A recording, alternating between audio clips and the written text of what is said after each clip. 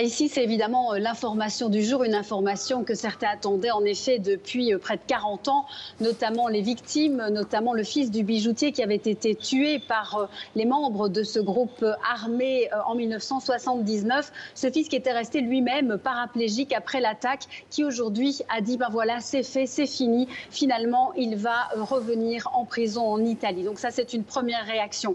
Au terme des réactions politiques, évidemment, le président de la République, mais aussi Giuseppe Conte et le Premier ministre ont dit qu'ils se réjouissaient du retour de Battisti en Italie, qu'ils espéraient que cela allait très très vite. Et Giuseppe Conte a aussi dit que Cesare Battisti doit finir en prison, non pas pour ses idées politiques, mais pour ses crimes.